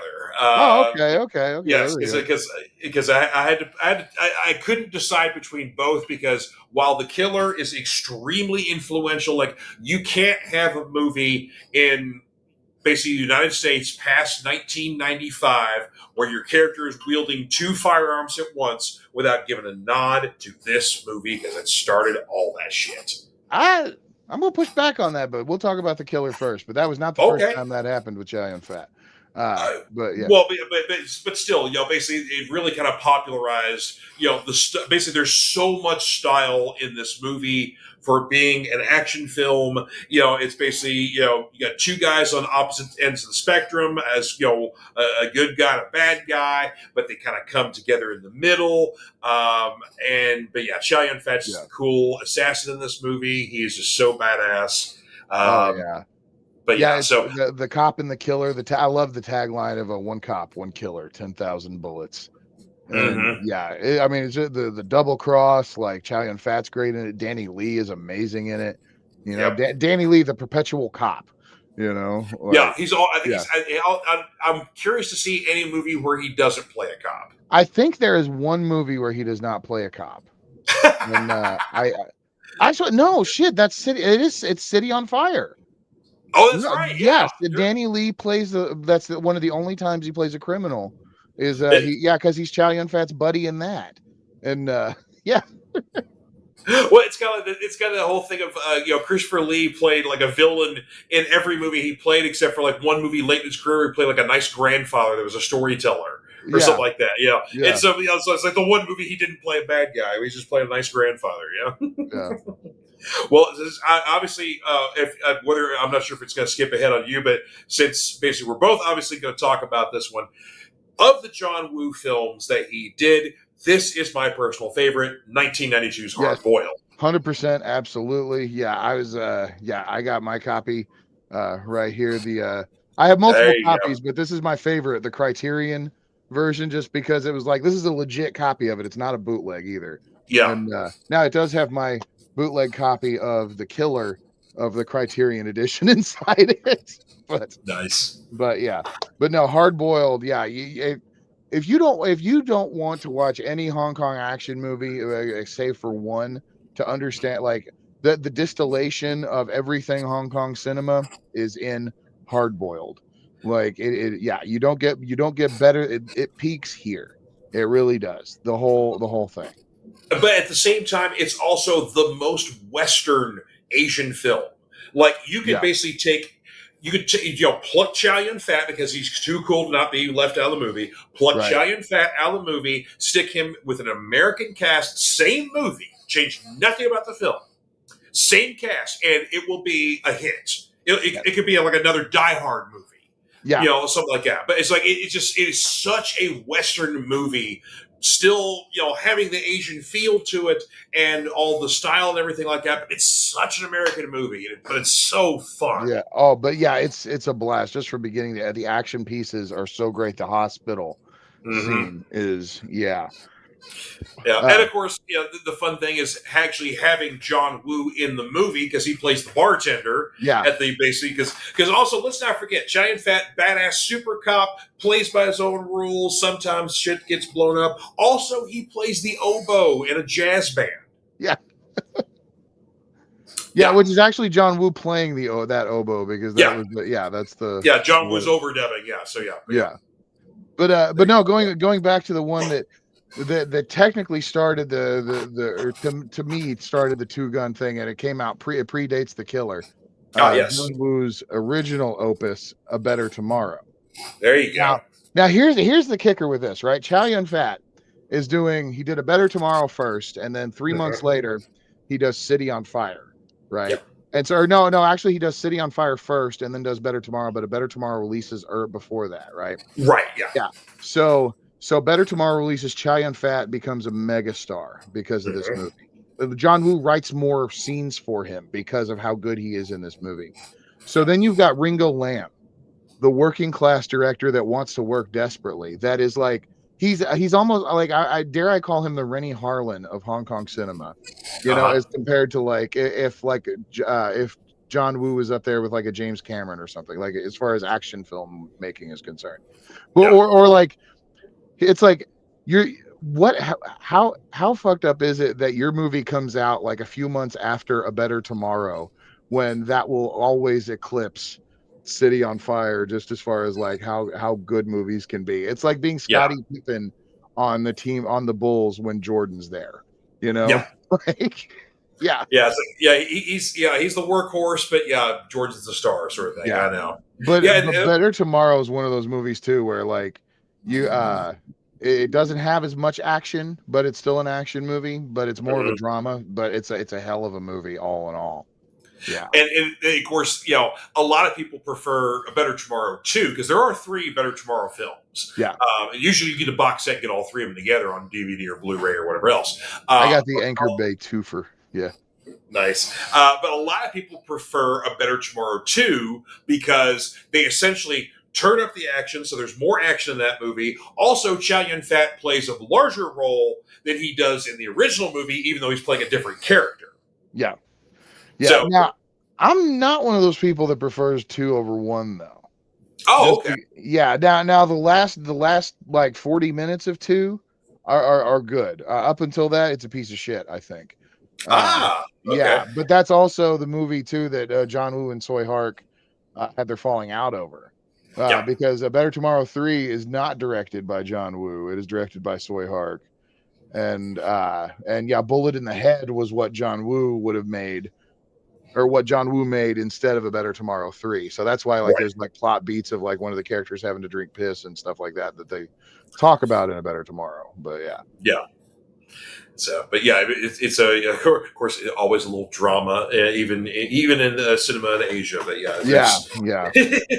definitely some stuff going on there. But yeah, well, I'd say actually, you know what? Since we both talked about Hard World, you go next with yours because I got one to talk about that I think we'll both appreciate. Oh, I just did Better Tomorrow. So yeah, Okay, so yeah, you did yeah, better. Okay, that was my pick. So it's your turn again. okay, it's my turn. All right. Yeah. Well, then, since we kind of teased this a little bit here, but when you start getting into the late 90s and the 2000s, Japan really starts turning up the volume with the craziness. And so we mentioned Battle Royale, another really kind of oddball movie, but also very cool is Versus. We've talked about that on the show before. Versus is one of my picks. Oh, good, good. You get to talk about Versus. Yes, Yeah. awesome. Good. But one I definitely had to talk about 1999's Wild Zero. Zero. This movie is balls to the wall It is insane. wild. Directed by Tetsuro Takuchi, featuring the band Guitar Wolf, the trio you see in front here, where basically you have like Power Wolf, Drum Wolf, Bass Wolf. That's basically the members of the R.I.P. band. Bass Wolf. Yes. But it is zombies, extra dimensional stuff, biker gangs, just all, but just it's a fever dream acid trip of a movie too. Yeah. There's kind of a plot to it, but it's a lot more of a visual thing. Of course, if you like your hard Japanese rock and roll / metal, you're gonna love this movie because Yeah. Guitar Wolf's badass. So It's a rock and roll movie. It's like the Ramones would have been dropped perfect in something like this. yeah, One of the very famous DVD special features is on there, and it's the Wild Zero drinking game. And hmm yeah, you play that, and you get buddies over, and then you just get plastered. Yeah, yeah, and you every get time they plastered. say Guitar Wolf. Yeah, Yeah, so you get plastered. This is one of those movies it's like, oh, well, every time they say Guitar Wolf, every time they do this, well, that's like the first 5 minutes of the movie. yeah, So you're just boned. you're shit faced within 30 minutes. Depending on your tolerance. So, Yeah, but yeah, Wild Zero. Strangely enough, it's not streaming anywhere. You can rent it on YouTube. I think there's even some people who've posted the movie on there for free, so it is available on YouTube. That's probably unless you want to find a hard copy of it. But yeah, of all the Asian cult cinema, there is Wild Zero. In my opinion, is the king. yeah, Wild Zero is definitely an epic classic. Bradley, you need to go on YouTube tonight after you're done watching the podcast. Check this movie out. It is totally your thing, brother. Yeah, well, I'm going to actually then, while we're on the subject of, throw Bradley's comment back up there again, if you don't mind. Oh yeah. One moment. There you go. While we're on the zombies, bikers, and interdimensional stuff. Let's talk about Versus. Let's do. Because okay, so Versus is part Evil Dead, part Highlander, Mm-hmm. part kung fu film, part Mm-hmm. samurai film, Mm-hmm. part crime bizarreness, uh, Mm-hmm. part weird ass Japanese gangster movie. And Mm-hmm. it's all done on the super cheap in the middle of the fucking woods. Yep. And yeah, but it's amazing. It's so the whole premise is there's these two convicts, and you only know one of the convicts by his number Right. throughout the whole movie. And it starts with them escaping into this forest. Yeah, And come to, it's the famous suicide forest. It's in yeah, Japan. it's the suicide forest at the base of Mount Fuji, Yeah. also known as the resurrection forest, the 666th portal into hell. Mm-hmm. And this is where the timing has become right now, to where every few thousand years there's the reincarnation cycle puts these two forces against each other to battle over the love of a princess because of Mm-hmm. an ancient curse. And it just so happens that the prisoners escaped. It's that time again, and the resurrection forest just happens to be where the gangsters have buried all of their victims over the years. So yeah, you get interdimensional stuff. You get yeah, and one thing that I love about this too is it starts out with you know that when the curse starts that the prisoner is the good guy, the samurai, Yeah. right? But then the reincarnation cycle has gone on so long and so many times that the perspectives have shifted slightly. Mm-hmm. Why is the good guy a criminal now? What Yeah. did he do? So it's there's that whole thing, and it's a great dichotomy. Yeah, Taksaguchi is the main character, is the main actor in this. I forgot the guy's name that plays the main villain, but those two, the sword fights they have, the fight scenes in general, the special effects, on the cheap, this movie is incredible. And it's one of the movies that it's not going to make a whole lot of sense if you sit there and think about it, but you're not No. supposed to. You just sit back and enjoy the ride, because this is, yeah, they don't make them like this. They One never hundred have, percent. and they never will again.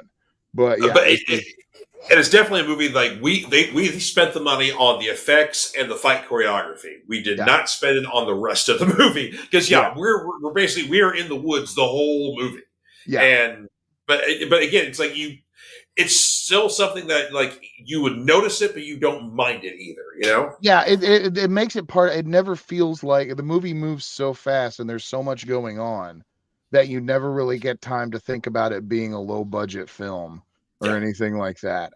And there's actually this is the Arrow special edition of it, and it's got two different cuts. There's the unrated cut, and because there's an R-rated cut, but who the hell wants that when you can get the unrated cut of a Japanese movie? And then there's 100%.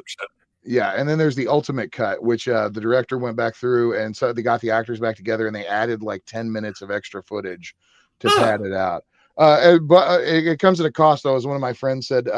Oh, that's exactly what this movie needed, was to be longer and make less sense. So some people prefer the unrated cut. I kind of dig the unrated cut a little bit more because they kind of lean into a little more computer effects in the ultimate cut. But Okay. you get your options here, and yeah, it's I very much watch it. I do believe it is on YouTube for free. Okay. So Cool. yeah, Cool. Bradley, I think you will love that movie. Yeah, yeah. Hang on. Yeah, so Bradley says unrated is 10 times better than Yeah. R-rated. Yeah. V popped up, said that however you want to cut it, Asian cinema and games cause an everlasting ripple effect across mediums. Oh yeah. 100%, sir. Yeah. I mean, Yeah. it's we don't have Tom Cruise Mission Impossible movies without Asian action films. Mm-hmm. Yeah, it's just the way they shot it, the way they had to do it. Man, you know what? One thing I learned about some of these Hong Kong action movies too. So What's it's that? we talked about the political climate, right? With Hong Kong at the time, and Yeah. how it was how there was that transitional period. Well, during that time, the city of Hong Kong never granted filming permits. So anytime that you're seeing stuff out in a public street is shot guerrilla style, because Really? there's this energy to it where they had the actors, all actors and crew all know if the cops come around a corner, they have to grab the props and just fucking run, because it's done in that old New York 70s French Connection style. Mm-hmm. Now there's other times too where it's if they need a set piece, they've can bribe a cop to go look the other way for a couple of hours or something, or use a private Yeah. area, stuff like that. But no, it's main thoroughfare stuff. And just think of the stuff that they're doing fight scenes and stunts in some of this stuff. Yeah. Oh my In the middle God. of public, just totally could totally get shut down at any moment.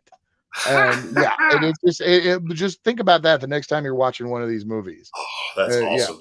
Yeah, yeah, we talked about this at the top of the show. Yeah, basically, without the Hong yeah, Kong cinema, we wouldn't have John Wick. yeah, 100%. yeah, exactly. Yeah, Yeah, basically, no, no, any movie that involves somebody holding two guns and firing them at the same yeah, time, you owe a nod to Hong Kong. Yeah, yeah. so. I mean, well, even like the Batman movies and the use of the focus on the martial arts now. Hmm. Because yeah, you remember like the '60s Batman was just sock, pow, bam. And Yeah, it's exactly. like, yeah, it's not until you get more into like the '90s, like the later on Batmans, even more with the Nolans, where the fighting Yeah, style is more emphasized with Krav Maga and Muay Thai. yeah. Well, I mean, which makes sense because in the comics we knew that Batman knows multiple forms of martial Right. arts, but Adam West didn't want to learn kung fu, I guess. So. Yeah, well, I'm not even gonna put the blame on him because I mean it worked for the show, right? Yeah, yeah. Like nobody was watching that thinking that it's like, oh, Batman, yeah, like he should could have roundhouse kicked that dude, but yeah, Be cooler if he did, though. yeah, Uh, yeah, all right. Well, you talked about verses, so let's see. My next one here. Now, this is one. Again talked about this with the top of the show here. How I missed this one, I don't know.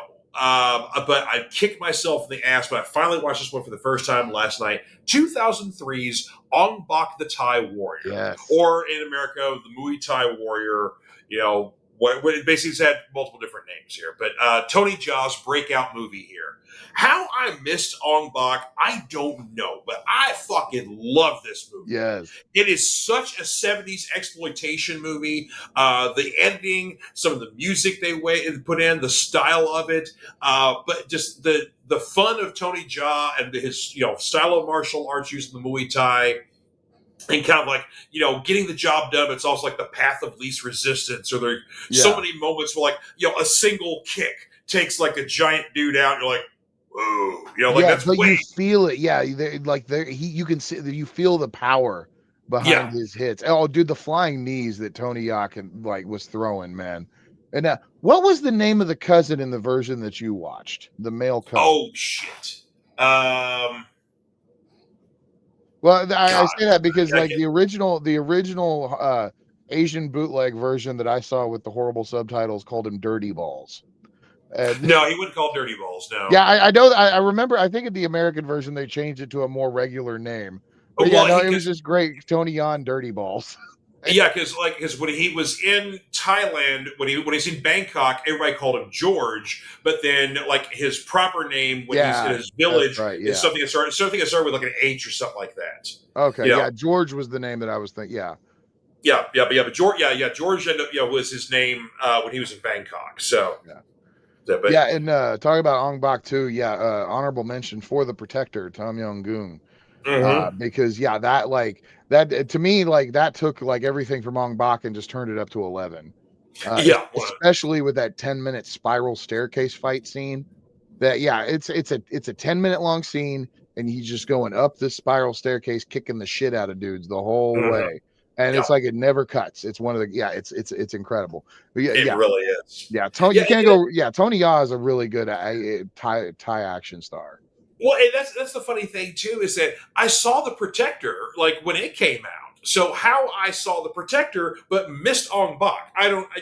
Yeah, man, That I'm going to be real. Like sometimes it's like I kind of dig missing movies, like and catching them later and being mm-hmm. pleasantly surprised. Because Oh again, yeah. in our homework, I've never seen any of the Rush Hour movies until like last weekend.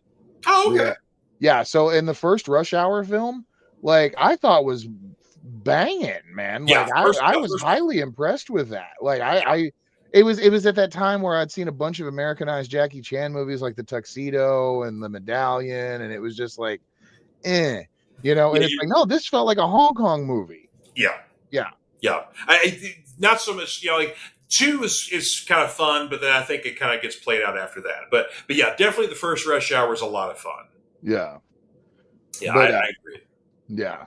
But sticking on the Jackie, yeah, because yeah, do we have or No, it's your turn okay, next. okay. So sticking on the Jackie Chan thing, and I think that this is actually a very pivotal film for Jackie Chan, and a transition. It's one of the turning point moments, and it is Wheels on Meals, and yeah, Hey! This one, directed by Sammo Hung, who is an unsung martial arts legend. Yep. Yeah, don't sleep on Sammo Hung movies. Killzone, SPL, uh, uh, uh, Twilight of the Warriors. He was in that. You know, just yeah, Mhm. Yeah, and still yeah, an older Samuel Hung, but he's still badass. right. Yeah, older. Yeah, and of course, Martial Law. I loved that show when it was on too. Like, yeah, it was. He had a 2-season cop show on CBS. You know, I yeah, know that's the thing. It's like if you would have had, if I was like, you know what, it's like we're gonna take Hong Kong legend Sammo Hung, which is basically like, if you don't know what Sammo Hung, essentially like he's kind of like the fat guy.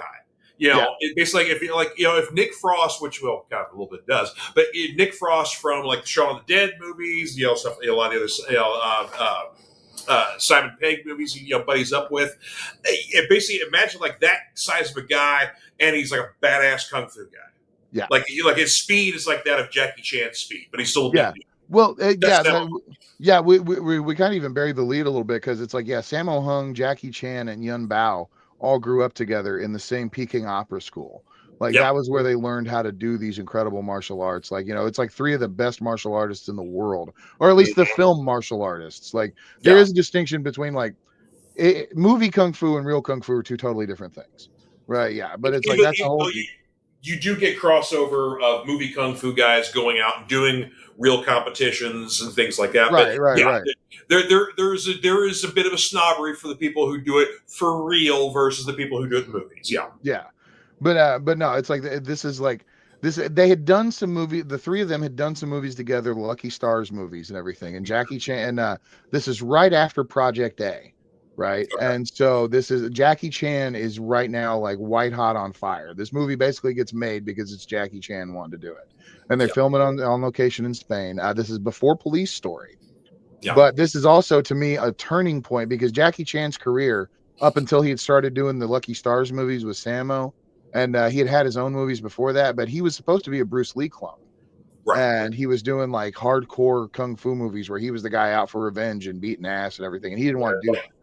Yeah. So, but I mean, even though he like had the martial arts prowess to do that, and then once he starts becoming more of himself and gets those early roles, which are still more traditional kung fu roles, like this is the movie that subverts a lot of tropes. And Yeah. it's Sammo and Jackie doing it intentionally because Hmm. there's a scene in the very beginning where Jackie and Yun Bao wake up and they start to do their morning routine, right? And there's the Shaolin Kung Fu dummy, right? So Yun and it's showing like Yun Bao, like he's warming up on it and everything, and like Jackie Chan's just kind of he's waking up and run it like goes and like you'd never see him hit the wooden dummy in like any of his movies until like 10 years ago or something like that, right? So he Right. goes up to it and he just does the laziest like two combo thing and then like go in like two moves and that's it, and then walks and starts doing kickboxing warm-ups, right? And that's Sammo directing, like telling the audience of like what how the martial arts style is going to be moving forward in this, Hmm. right? And then the ending fight, Jackie Chan and Benny the Jet Uniquez, right? One of the finest fights ever to be captured on celluloid. So And good. this is when, yeah, this at that point, there's a point in the fight when Jackie Chan is trying to be his old self, fighting like martial artist Bruce Lee. And then Hmm. he realizes that he cannot beat Benny the Jet that way and has to become Jackie Chan. And Yeah. when he becomes Jackie Chan, that's when like becomes the Jackie Chan that we all think of when we do it. And you'll know the part when you see it. Oh yeah. It's just one of those. It's just one of those moments in cinema that makes it peak. And yeah, Oh. it's super special. And then yeah, the whole climax with the fencing. So yeah, Wheels on Meals is such a fun movie anyway.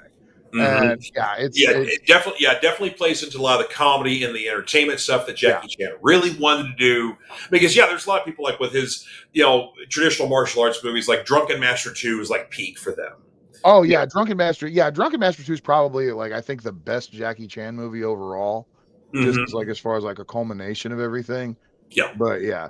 Not counting the ending, because the ending did you know the controversy with the ending?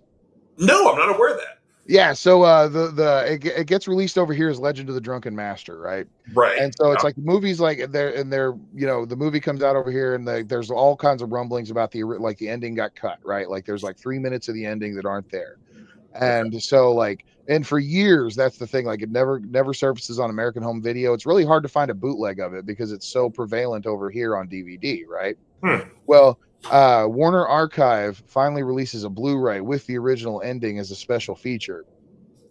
The original ending's so offensive. It's like no wonder that they cut it, because the ending after he wins the big fight at the end, like Yeah. it goes on to show that he's drank so much that he's got brain damage. And so it's his family calling him like all kinds of, mentally handicapped slurs. And yeah, and it's like, well, yeah, okay, the Weinsteins may not have done a lot of good things, but cutting that ending might have been one of them. Yeah, because can you imagine like a Jackie Chan movie in America that comes out with that ending on it? Yeah, we hold. Yeah, That would not go over well. yeah. Well, my next film, and basically we're going to Korea for this one here. Okay, okay. Basically, the breakout movie for basically now lauded director Bong Joon-ho, who's gone on to do Parasite, Snowpiercer, Mickey 17, stuff like that. But we got to talk about his big breakout movie, The Host. Yes. Oh man. Fantastic monster movie with basically a lot of real world tie-ins, because basically you had news stories came out that basically the army bases in Korea basically were dumping chemicals into the Han River, and you were getting like mutated, wildlife within the river, and of course that's a very important, place for people to get, for their commerce, for people getting food and things like that. So caused a lot of ripples, a lot of basically it was about what almost 30 years ago. I think it was like in the late 90s, I think, when the story, No, it was or was it later? no, yeah, it was early 2000s, because I remember, Oh, okay, okay. yeah, I remember when Wild and Woolly was where I got this movie. And yeah. Yeah, well, the movie came out in 2006, but I'm talking the news stories Oh themselves. shit, my bad. Yeah, my bad. Yeah, sorry. Yeah. I think that was like the late '90s, or when basically some of those stories were coming out that basically that American soldiers were dumping, basically carelessly dumping stuff in. It was like they were doing it Oh on yeah. No, you're right. Yeah. Yeah. I'm And sorry. so I don't know basically, where my mind was. no, you're fine. Yeah, and so that's the premise for this movie. Basically, it starts off, a lovely day along the Han River. You've got, families, kids playing, people walking, exercising. You've got, street vendors, doing their thing, whatever else. And basically, again, local military base has been dumping chemicals in the river, and something got mutated. And what basically happens is you're getting essentially a good old fashioned mutated monster. It's something, fish like, but you can't put your finger on it. It's a really cool kind of original design for the monster. But at the same time, it's a great family drama, because you get such lush characters of basically the father who runs like a food stand, and his family, his other kids help him work in the stand, and then I think he's got like some nieces and nephews that also help out. They're like a little bit older, and so you got this whole family dynamic of people that are trying to survive this monster attack. And then, of course, you got little eccentricities with the characters, or like you got the one child that's an archery student. That comes in handy later Yep. on, So it's all kinds of just great things. Like literally, this is where Bong Joon-ho's basic career kind of just blew up. Because this movie, was a hit in his native Korea, comes to the States, becomes a hit here as well. Of course, like I was saying, knockout monster movie on par with Jaws, stuff like that. And then, of course, years later, he's winning Oscars for Parasite. Yeah. So, yeah. And of course, Snowpiercer started out as a movie, and then it becomes a TV show. So it's like, dude's bona fide now. So, Yeah, it's always so cool to see like directors that you've zeroed in on before, really like they got mainstream. Because the guy that did Versus, uh, Ryu Kitamura, he oh, yeah. did he did Midnight Meat Train after that, the Clive Barker adaptation. That was a fantastic movie with Bradley Cooper and Vinnie Oh, Jones. I know. Yes. Yeah, he did Godzilla Final Wars after that. And the good Godzilla ending where he like Godzilla trashed all the crappy monsters. Yep. Yeah, but no, it's like but he always kind of reminded me of Bong Joon-ho, like just as far as like directors that you just kind of knew we're gonna do good things later. Mm-hmm. You know. Oh. Well, your turn, sir. If you got any Yep. more. I do. I have a couple. I have three more, and I'll try and get through them really quickly. Okay, This well, one is I a. got two. I got two more myself. So yeah. Oh, okay. Well, I got two official ones and one honorable mention. Okay, But cool. yeah, going back to I have a hard on for Ringo Lamb. Full Contact. Yeah. And yeah, this is Chow Yun Fat. This is basically the Hong Kong version of Pale Rider with Yep. Clint Eastwood. Yeah. And because Chow Yun Fat, Simon Yam, man, he plays a character called the Judge. And Simon Yam is not a martial artist per se, but he has done a lot of these Hong Kong action movies, and he's different in every single one of them. And he's worked with Chow Yun Fat so many times, but like he's crazy as shit in this movie as the judge. And yeah, it's a balls to the wall revenge flick. It's deep, it's emotional, it's Ringo Lamb. I'm a huge Ringo Lamb fan. Like just Yeah. yeah, it's like yeah, Ringo makes like some fun movies, man. he does. Like he's really like he's very like that you can tell like he's doing it for the money, but he gives a shit about what he did. Yeah. And it's like I really hope that before he passed, like, because he passed in like 2011 or something. Like, I Yeah. really hope that like people started like he understood like how much people really did enjoy his movies. Hmm. And because yeah, but yeah, Full Contact, another just yeah, Chow Yun Fat just chewing scenery and being Chow Yun Fat and Simon Yam, yeah, in this awesome revenge flick that's got like some of the best gore, best action. Now this is an action movie. Yeah, that ain't Oh yeah. yeah. Yeah. 100%. Ain't no pussyfooting around that one. Mm-mm, mm-mm. And my next one here, we're going to go over to Indonesia for this one. You probably Hmm. guessed this one popping up here because one of my favorite movies of the 2000s. Talking about not that stupid ass renaming and an American, just plain old The The Raid. Raid. Yeah.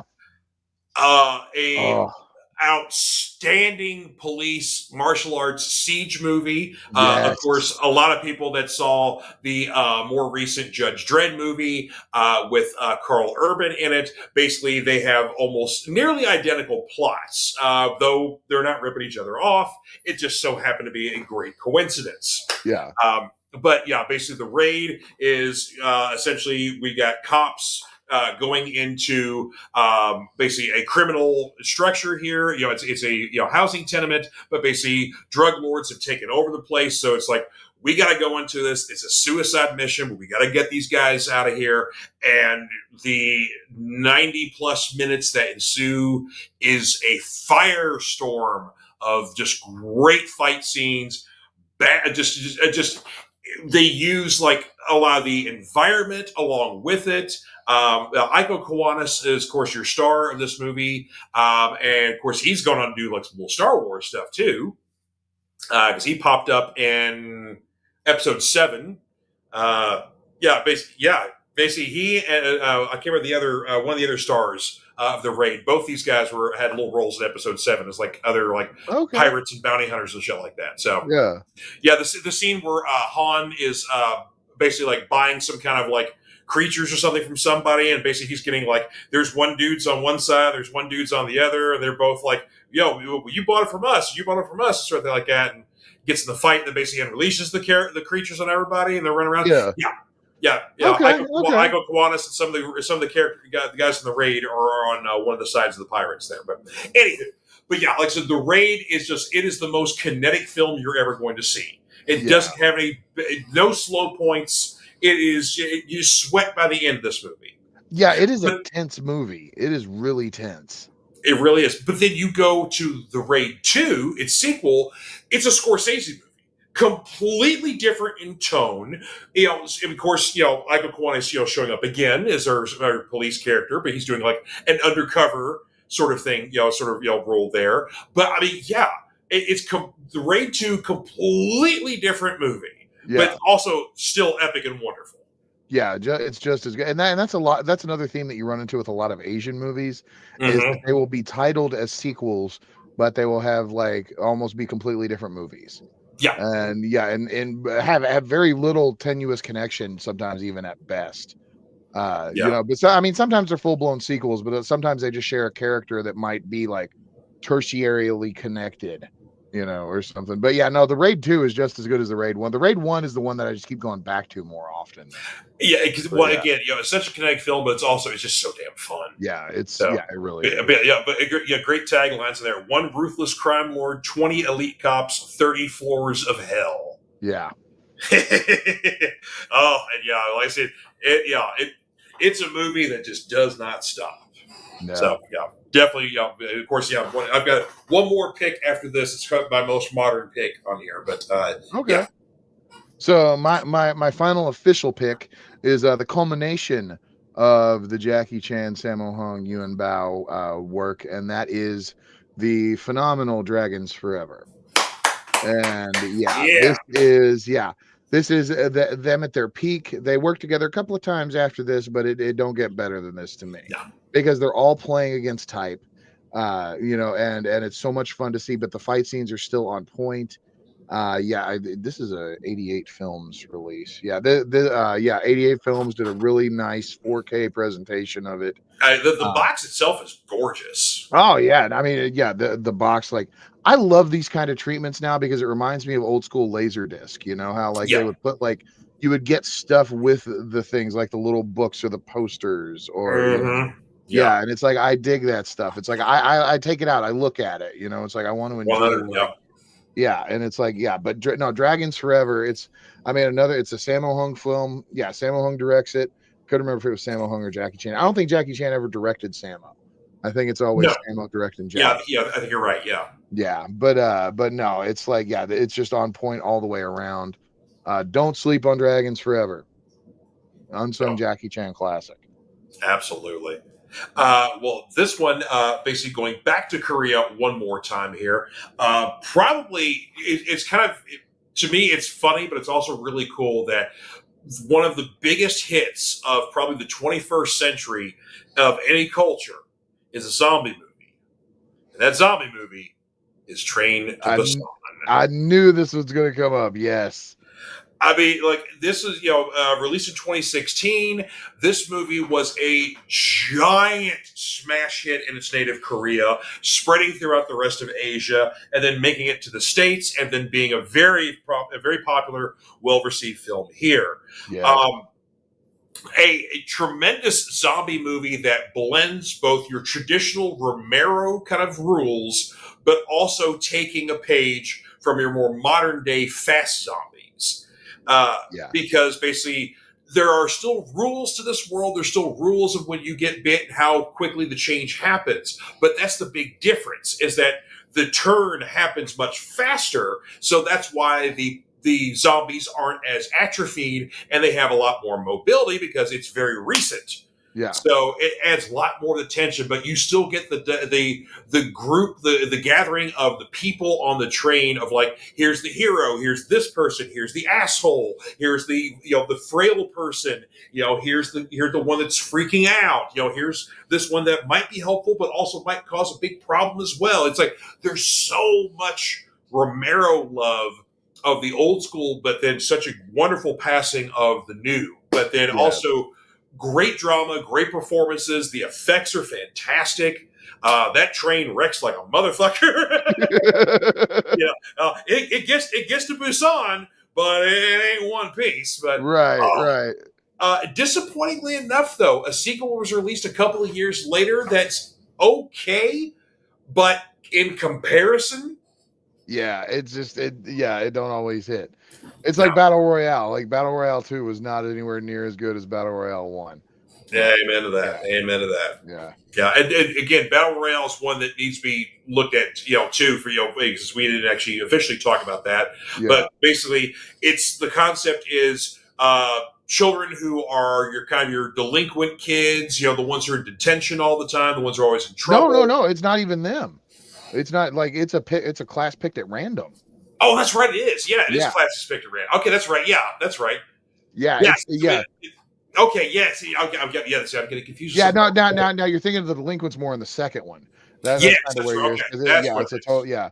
But no, yeah, because they pick up, imagine a fucked up version of the Breakfast Club mixed with the Running Man. Mm-hmm. And like that's kind of battle royale, because it's the class, but it's like you've got like your your social cliques in the class. Like there's the nerds and there's like, you know, the outcast kids, there's the popular ones. And then they get dropped, like they get taken to this island that, you know, and battle royale in video games, that's where this came from. Like Yeah, the whole concept. So you're put on they're put on one island and they each start like they have to go forage for their own weapons. Like they get a backpack with supplies and yeah, it has one item in it other than like food and you know whatever. But it could be a gun or it could be a frying pan. You know, yeah. it's like yeah, either one. And but yeah, your whole thing is to survive. And every so often the zone gets smaller and smaller. So Mhm. people have to, and it's like kids fighting, you know, and it's kids, it's you know middle school kids, you know, fighting each other in very Lord of the Flies bloody kind of ways. Yeah, and the Yeah, parents are completely behind this. Sometimes they even cheer when their kids get picked to it. You know, yeah, you also have like adult hunters out there. They're kind of like making sure things happen, or possibly kind of affecting how the play yeah. gets. Because that's the thing is that Takeshi Kitano being that role in this movie. Yeah, yeah, and then, of course we're still dealing with teenagers, so it's like you're basically in a war zone, but then you're dealing with like, oh well, Susie doesn't like me anymore, and I want to be with this is this like. yeah, Quit trying to screw each other. You all gotta live, y'all. right. Yeah, yeah. Oh man, the whole thing is brilliant. Kenji Fujisako is the guy that directed it, and he did the Battles Without Honor and Humanity, uh, Okay. Yakuza Papers series, and Yeah. man, and that's the other thing too. It's like the movie we mentioned a lot of movies on here. We ain't even scratching the surface. Oh Like no. yeah, because there's hundreds of them that you know we like. You know I culled down from like 9 movies that I was going to talk about. Like you know, Yeah, culled we were down talking to about nine movies. we were Yeah, talking about this on Wednesday. It's like, how many movies you pick? Well, I got like 9. It's like, I got like 7 or 8 myself. It's like, yeah, God, it's like it's like you want to get a nice swath of movies to kind of like get different cultures, get different yeah. genres, stuff like that, or different high points in Asian cinema that influence Western cinema. But it's like Right. shit. Yeah, it's like Well, and we, it's we didn't have, yeah. like we're talking kaiju, but we didn't even pick a kaiju movie Oh except for the yeah, yeah. We host. didn't. Yeah, we didn't. Yeah, we didn't even talk about kaiju hardly at all, except for the host. And I mean, it's like, yeah, there's just so many other things we're leaving on the table. We didn't talk much J horror at all, really. No, not really. Like Yeah. yeah, and I mean, and there's yeah. Oh gosh, because I mean, we could go 3 hours easy on it, but Mm-hmm. no, the one movie like, But we and because won't. yeah, we won't. No, but yeah, but then there's even like TV shows like Warrior. I've been watching that lately because of all this. Into the Badlands is another great TV show. That's a Yeah, great one. don't sleep on Into the Badlands. But No. one of the movies that got me, I had to watch again because of this, and this is my honorable mention, and the one I will wrap up with is Ah. the seminal classic Hard Target. Not really Yeah. a Hong Kong movie, but it's a John Woo film, his first American film, and it is badass as hell. It is Mm-hmm. so awesome. It doesn't make a damn bit of sense, but it doesn't have to because Jean Claude Van Damme is there and you don't care. He's going to beat the shit out of everything. He's going to shoot it with a bunch of guns. Lance Henriksen's going to no sell being on fire. Wilford Brimley's going to show up and shoot a dude in the throat with an arrow. And I mean, Mm-hmm. it's just, yeah. Oh, also, let's not forget the beautiful Kentucky waterfall that Van Damme is sporting Yes, in the movie Van Damme's because amazing mullet. Imhotep wants that mullet so bad, like that yeah, Imhotep, yeah, Arnold Vosloo Mhm. is in love with Jean Claude Van Damme in this movie so much that he has to kill him. And and yeah, also one of the few times that Van Damme's French accent works well because the movie takes place in New Orleans.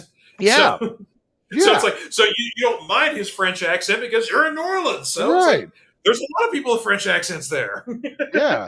But no, it's like I rekindled my love for Hard Target because I was even texting the group chat about that. I was like, this movie is like so much. I had seen it. Sudden Death was like usually my favorite Van Damme movie, right? You know, where he's like gets Uh-huh. die hard in a hockey rink, but like, Yeah. nah, I'm switching it back to Hard Target. You know, yeah. Yeah, see, Hard Target's definitely in my top 3 because, of course, I got a lot of love for Time Cop. Oh So yeah, no, Time Cop is Time Clock. Time Cop is a classic. go Time Clock. Yeah, Time Clock. That's a movie I don't want to watch. Oh, you punch in, but you don't punch Don't punch out. out. All right. Well, speaking of punching out, that's going to wrap us up for this week, I believe. So, Yeah. uh, so much fun here. Like I said, talking to agents, like I said, but like you said, just scratching the surface. So, Yeah. we urge you to explore your streaming services, get out of your norms there, Yeah. and A lot of this stuff is on Tubi. Tubi has a great curated selection. Don't sleep on it, and it's free. mhm. And YouTube's got a lot. Yeah. and not just Asian cinema. You can go, if you're looking, for, cinema in Espanol, Yeah. Italian cinema, just all kinds of stuff. Tubi is just a glorious thing, and and it's free again. Yeah. You have commercials and stuff like that, but like, But they're not great. really that bad. Yeah. It's Like great It's the lists are really well curated. They start breaking down categories and shit in there. Yeah, So just such a wealth of stuff there. So so get out of your usual movie norms there. Discover some stuff from other cultures, because there's a lot of glory out there, a lot of good stuff out there. So you all have yourselves a wonderful weekend. Thank you very much for tuning in to the old Fanatic Forum. Don't forget, like, share, pass it on to your friends, pass it on to people you don't know. Stop somebody in the street and say, "Hey, watch this." Whatever. Anyway, so you guys have yourselves a good one. We will see you next time. And of course, we will leave you with a message from our friends at Comic Books for Kids. So TTFN, folks. Later. My name is Mark Weiss, and I am the founder and president of an organization called Comic Books for Kids. 6 years ago this month, we embarked on a journey of passion and heart. Our goal was to make a difference for children in hospitals and cancer centers. Little could we have ever imagined the response we have now. Starting with just hopes and dreams, we had no money for our mission. We had no product to give to the hospitals, and we had only called a couple hospitals and asked them, if we were to provide you with comic books, would you be interested? And they said yes. So we embarked on a 1-year journey to make a difference for these kids. We realized that even though we can't take away the reason these children are in hospitals, we can perhaps, while they are there, let them fly like a superhero, be princes and princesses, and embark on a mystical and magical journey to take them away from where they are in that hospital bed. Today, and thanks to your support, we are thrilled to say that we are now the largest charity in the U.S., supporting well over 200 hospitals in all 50 states for not only comic books, but for other pop culture items like Funko Pops, action figures, coloring books, Spanish bilingual items, backpacks, and more. When we received materials that were inappropriate for the young ones, we started a sister charity called Comic Book for Troops, and overnight, we became the largest charity in the U.S. for these same items to all branches of the military. We want to thank our friends for providing us their support and for allowing us the means to make so many happy with their gracious give to us.